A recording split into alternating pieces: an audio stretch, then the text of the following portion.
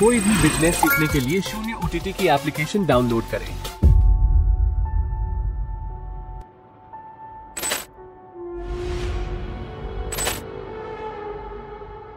Hello दोस्तों, मैं आप सबका होस्ट मिस्टर शर्मा जी। ये अरुण, ये तरुण और ये बस। मेरी आप सबसे रिक्वेस्ट है, अगर आप बहुत ज्यादा सेंसिटिव नेचर के तो आप ये 4 वीडियोस ना दें, और यही अगर आप सब एक बार चुरी से बहुत ज्यादा तो आप 5th बार बिल्कुल ना देखिए। सच बोलने के लिए डरना नहीं है। चाहे सामने मैं हूँ, चाहे कोई भी है, ध्यान से समझ लो, यही भगवत गीता का सार है कि सामने चाहे आपके गुरु ही क्यों ना हो, कि सामने चाहे आपके गुरु ही क्यों ना हो। हेलो दोस्तों, मैं आप सबका होस्ट मिस्टर शर्मा जी। ये अरुण, ये तरुण और ये वरुण भाई, और हम सबके प्यारे भगवान जी। इस वीडियो नंबर 3 में हम मार्केट्स के कुछ ऐसे परम सत्यों को समझने की कोशिश करेंगे जो धर्म युद्ध का जो माया का संसार है वो पूरा का पूरा फंडामेंटली खड़ा हुआ है। ये माया के संसार का धर्म युद्ध जो है ये आपको बहुत कुछ सिखाएगा, बहुत कुछ। इस धर्म युद्ध में लड़के पैसों के लिए अपने दोस्तों को नशे करना सिखाएंगे। वो सूखे नशे करने से और शराब पीने से होती है। इस धर्म युद्ध के अंदर लड़कियां पैसों के लिए खुद अपने कपड़े उतार तुम्हारे सामने नाचेंगी। देखो, पैसे दोगे मैं कुछ भी करूंगी, मैं पैसे दोगे तो मैं उतार भी दूंगी और मैं पहन भी दूंगी। पैसे दोगे मैं कुछ भी करूंगी। इस धर्म युद्ध के अंदर तुम अपने ही लोगों के बदलते चेहरे देखोगे। जो रिश्तेदार, दोस्त, फैमिली वाले, जिन लोगों को तुम अपना समझते थे, वही लोग पैसे के कारण तुम्हारे दुश्मन बनेंगे। इस धर्म युद्ध के अंदर पॉलिटिशियंस करप्शन करते हैं, मीडिया चैनल्स बिक जाते हैं। युधिष्ठिर जैसा समझदार इंसान खुद अपनी बीवी को जाकर दांव पर लगा दे। संसार में इनसे पहले भी जुआरी हो चुके हैं, और किसी ने कभी अपने राकेल को भी दांव पर लगाया था। धिक्कार है तुम लोगों की वीरता पर, धिक्कार है तुम लोगों की वीरता पर, धिक्कार है तुम लोगों की वीरता पर। बेसिकली सारे के सारे लोग मिलकर एक दूसरे की गांड मारेंगे, और जिस इंसान को जितना ज्यादा पैसे कमाने का लालच होता है वो अपनी उतनी मरवाते भी हैं। पैसे दोगे मैं कुछ भी करूंगी। लेकिन क्या तुम जानते हो कि धर्म युद्ध के अंदर कौन से लोग पिसते हैं? जो लोग अपनी नहीं मरवा पाते। यही तो कंफ्यूजन है कि एग्जैक्टली, यानी कि तरुण जैसे लोग जो हाईली इमोशनल फूल होते हैं, जो लोग एथिक्स और नॉन एथिक्स की बकवास में पढ़कर ये बात नहीं समझ पाते कि कौन सा काम करना है और कौन सा काम नहीं करना है। लेकिन तरुण को ये सब बकवास सिखा कौन रहा है? उनका सबसे पसंदीदा गुरु। ये हम सब एक बार मिलकर तरुण के मुंह से ये समझने की कोशिश करेंगे कि एग्जैक्टली प्रॉब्लम है क्या। वरुण सर, मेरे मन में एथिक्स और नॉन एथिक्स को लेकर सवाल उठते हैं। मैं बचपन से एक सूत्र को अपना मानता है कि मैं जैसे कर्म करूंगा वैसे भरूंगा। मेरे मन में ये सवाल उठता है कि अगर मैं पैसे कमाने के लिए किसी तंबाकू कंपनी के अंदर, किसी बैटिंग कंपनी के अंदर, किसी शराब बनाने वाली कंपनी में काम करूं, किसी गैम्बलिंग कंपनी के अंदर, किसी फास्ट फूड के स्टॉल पर गंदी गंदी सड़ी सड़ी तली हुई चीजें खिलाकर लोगों का शरीर खराब करूं,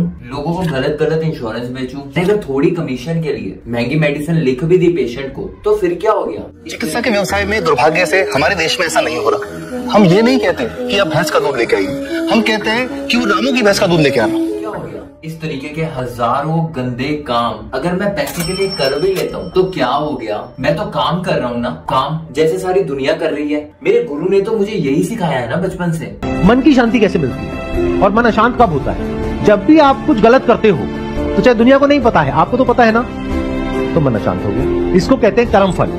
लोग समझते नहीं कर्म फल क्या होता है। कर्म का फल इमीडिएट होता है, बाद में थोड़ी ना होता है। अगला सवाल मेरे मन में ये उठता है कि अगर ये सारी की सारी चीजें इतनी गंदी हैं, तो इनकी प्रोडक्शन क्यों नहीं रुक जाती? गवर्नमेंट इनको अलाउ ही क्यों करती है बनाने के लिए? मेरे मन में ये सवाल उठता है कि कौन सी लड़की का एक्शन जो था वो सही था, जिसने प्रोड्यूसर के साथ सेक्स नहीं किया काम पाने के लिए, या फिर दूसरी लड़की का जिसने इस चीज को भी काम का नाम देकर, मेहनत का नाम देकर अपना रास्ता साफ किया। मतलब how do I explain, like जाली वैसा to. And there are multiple people here in this. हाँ, there are two people who are sitting। तो मैं उनको बोल रही हूँ कि बट सर ये कैसे? तो नहीं, बट हम फोटो तो यहीं तक ही लेंगे ना। फोटो यहीं तक लेगा, फिर आप बैठे हो सामने, लाइक क्या बोल रहे हो? उतार भी दूंगी और पहन भी दूंगी। पैसे दोगे मैं कुछ भी करूंगी। अगर गेम कर्मों की ही चल रही होती तो उन एक्टर्स को कब सजा मिलेगी जो दो मुखी लोग हैं, जो एक तरफ देशभक्त बनने का नाटक करते हैं और दूसरी तरफ अपनी ही ऑडियंस की गांड मारते हैं? क्या उनको नहीं पता कि तंबाकू खाने से कैंसर होता है? या मेरे भगवान को उन लोगों के गंदे कर्म दिखाई देते क्या? फिर देखा जब जैसे ही नीचे उतरा तो मेरी 5 गाड़ियां पार्क थी। मुझे लानत है मेरे पे, मैंने 5 गाड़ियां हैं। बेवकूफ तो फ्रस्ट्रेट कैसे हो सकता है? क्या उनको सजा मिलेगी? क्या शहनाज गिल को ये कहना चाहिए था कि अगर वो बोलेगी तो और भी उतार देंगे? अगर रिया कपूर बोलेंगे तो हम वो भी उतार देंगे। क्या उसे ये नहीं दिखाई देता कि 17-18 साल की बच्चियां उसे देखेंगे और उसके बाद ये मोहतरमा ब्रह्मा कुमारी होने का नाटक करती है, उसकी ब्रांड एम्बेसडर बन जाती है। पापा को जो मैं जिनको प्यार करती हूँ, मेरे पापा पॉइंट ऑफ लाइट, मैं बोलती हूँ बाबा गुड मॉर्निंग। मैं शुरुआत अपनी भगवान से करती हूँ और मैं बोलती हूँ I am a peaceful soul, I am a divine soul, I am a powerful soul, I am a knowledgeful soul, I am a blissful soul.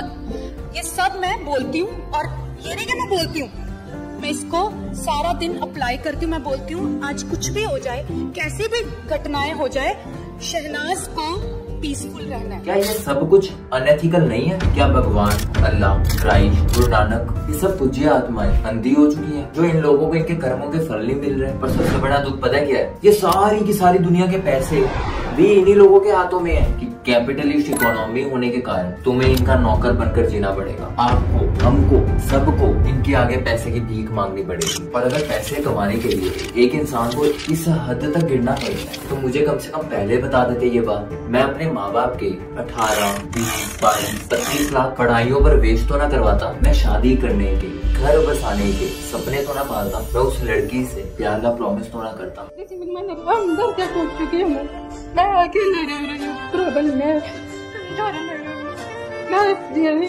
तो कैसे करती? आप जानते हैं कि मुझे ऐसा लगता है कि जैसे मुझे सारी की सारी दुनिया मिलकर लूट रही है। और अगर मैं उनसे पूछता हूँ कि क्यों लूट रहे हो, वो आगे से कहते हैं यार खर्चे ही इतने हैं, कॉस्टिंग ही इतनी ज्यादा है हमारी। मैं सच बताऊं, मुझे नहीं समझ आता कि कौन सही है और कौन गलत। लेकिन मुझे एक बात पता कि अगर मुझे सोल्यूशन नहीं मिला तो मैं अपने आप को मार डालूं, तो मैं अपने आप को मार डालूं।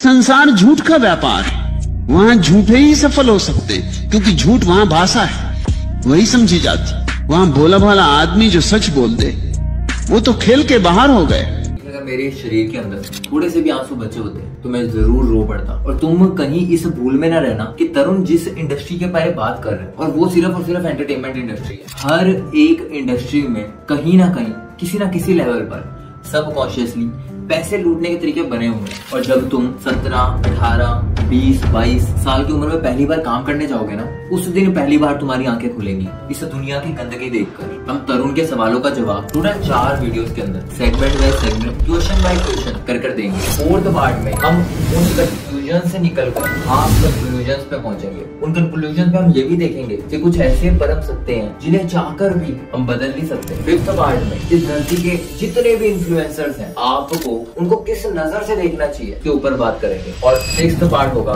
हमारा the finale, the final verdict, धर्मयुद्ध वर्सेस इंसानियत का। सबसे पहला सवाल तुम्हारे मन के अंदर मार्केट को लेकर ये उठना चाहिए, इस कंपटीशन की जरूरत है ही क्या? इतनी लड़ाई क्यों करनी है? लोगों को आपस में क्यों लड़वाना है? हम लोग छोटे छोटे 2 बच्चों को, एक ही रोड पर 2 दुकानदारों को, एक ही कंपनी के 2 एम्प्लॉयज को, एक ही कंट्री की 2 अलग अलग एप्लीकेशंस को, एक ही अर्थ की 2 कंट्रीज को, इन सारे के सारे लोगों को हम आपस में क्यों लड़वा रहे हैं? क्योंकि जिससे एक फंडामेंटल थिंकिंग के ऊपर कि पूरा का पूरा धर्म युद्ध खड़ा हुआ है कि जो इंसान इस धर्म युद्ध के अंदर अपने आप को जितना ज्यादा लुटाएगा उतनी ही क्वांटिटी की मनी वैल्यू वो इंसान डिजर्व करता है। इसका सिंपल सा इतना सा मतलब है कि 90% लाने वाला जो बच्चा है वो बच्चा सिस्टम के ज्यादा काम आ रहा होता है एज कम्पेयर टू 30% लाने वाले बच्चे से। और सिस्टम अपनी तरफ पूरी की पूरी कोशिश करता है कि जो 90% वाला बच्चा है उसको उसका जो रिवॉर्डिंग प्राइस है इन दी फॉर्म ऑफ मनी मिलना चाहिए, ताकि उस बच्चे को वो जो कंपटीशन है वो फेयर लगे कि अगर मैंने मेहनत करी तो मुझे फल मिला, और अगर उसने मेहनत नहीं करी तो उसको कोई फल नहीं मिला। लेकिन मैं आपको पास्ट के बारे में कुछ बताना चाहता हूँ। एक समय सचमुच ऐसा था कि सारे के सारे लोग मिलकर रिसोर्सेज की प्रोडक्शन करते थे और लास्ट में टोटल नंबर ऑफ पीपल देखकर आपस में इक्वल अमाउंट से डिस्ट्रीब्यूशन कर लिया जाता है। कि अगर 42 इंच के टीवी का इन्वेंशन हुआ तो उसका मतलब ये नहीं कि तुमने अगर ज्यादा लकड़ियां काटी तो तुम्हारे घर आएगा और मैंने अगर कम काटी तो मेरे घर नहीं। इस चीज को कहते थे सोशलिस्ट इकोनॉमी। जो भी रिसोर्सेज की प्रोडक्शन होगी वो सारी की सारी प्रोडक्शन इक्वल अमाउंट से आपस में बांट ली जाएगी। लेकिन लेकिन लेकिन एक काली अंधेरी रात में ये सारी की सारी कहानी बदल गई। लड़की जनानी मुल्ला नसरुद्दीन के साथ सेक्स करने से पहले पूछती है कि मैंने देखा तुम 4 लकड़ियां काट कर लाए और शाम सिर्फ 1 लाया। तो मुल्ला नसरुद्दीन कहता फिर क्या हो गया, शाम मेरा दोस्त है। तो आगे से लड़की कहती कुछ नहीं, मैं तो बस वैसे ही पूछ रही। देखिए आपको ये सूत्र याद रखना कि लड़की जात कुछ भी ऐसे ही नहीं पूछती। वो आपसे ये भी पूछेगी कि घर के कागज किसके नाम पर है, तुम्हारे कि तुम्हारे बाप के। वो आपसे आने वाले समय में ये भी पूछेगी तुम्हारी माँ वेली क्यों घूमती रहती है पूरे दिन, कुछ काम क्यों नहीं कर लेती घर के। वो आपसे ये भी पूछेगी कि अपने भाई की शादी में 21,000 का सगन डाला और मेरे भाई की शादी में 11,000 का क्यों। द्रौपदी एक बहुत बड़ा कारण था महाभारत का।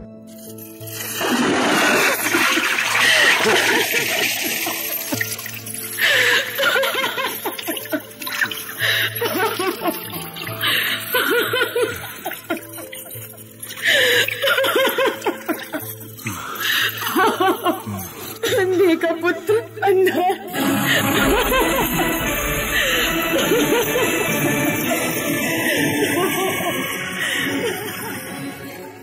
लड़की जात कुछ भी ऐसे ही नहीं पूछती। देखिए उस रात मुल्ला नसरुद्दीन को सेक्स नहीं मिला तो इसका भुगतान उसने अगले दिन काम पर जाकर किया, अपने राइट्स मांग कर किया। वो कहता कि अगर मैं 4 लकड़ियां काट कर लाया हूँ तो मुझे ज्यादा खाना मिलना चाहिए, ज्यादा एंटरटेनमेंट मिलना चाहिए, ज्यादा बर्तन मिलने चाहिए। उस रात को सोशलिस्ट इकोनॉमी की मौत हुई और कैपिटलिस्ट इकोनॉमी का जन्म हुआ। कैपिटलिस्ट इकोनॉमी के अंदर अनइक्वल अमाउंट ऑफ पे है। इसके अंदर कोई इंसान 1000 करोड़ रुपए शादी पर खर्चा करता है और कोई पैसे ना होने पर शादी नहीं करता। कोई फरारी में घूमता है और कोई साइकिल पर, कोई 5 स्टार हॉस्पिटल में इलाज करवाता है और कोई बच्चा 5 रुपए की दवाई ना मिलने पर मर रहा है। तो वो लक्ष्मी अकेली आई, राजू नहीं आया। तो हमने पूछा कि क्या हुआ, तो उसने जो बात बताई कि साहब वो उसको आप गए थे, उल्टी दस्त हो गया था। उल्टी दस्त की बीमारी के लिए जब दवा लेने गई तो केमिस्ट ने उसको कहा कि इसके तो 400 रुपए लगेंगे। तो उसने कहा साहब मैंने खूब मांगा, मेरे पास 400 रुपए मुझे नहीं थे और मेरा बच्चा रात को ही उसको दस्त आते रहे, वो खत्म हो गया। और मैं आपको कहना चाहता हूँ कि वो जो दवा लिखी थी कि वास्तव कीमत 1.5-2 रुपए ही है, तो वो बच्चे की जान बच सकती थी। 65 वर्ष के बाद में अगर कोई बच्चा उल्टी दस्त से मर जाए तो मैं नहीं समझता इससे शर्मनाक बात। जीवन का दुख ये है कि आपको ऐसा भ्रांति में लगेगा कि वो महंगे हॉस्पिटल में इलाज कराने वाले ने बहुत मेहनत करी होगी और बेचारे गरीब इंसान ने अपना टाइम वेस्ट किया, इसीलिए वो ऐसी लाइफ डिजर्व करता है। लेकिन मैं तुमसे पूछता हूँ कि तुम ये सिक्योरिटी से कैसे कह सकते हो उसने इलीगल काम नहीं किए, कि उसने ऑफिस में पॉलिटिक्स नहीं की, उसने मासूम लोगों को नहीं लूटा।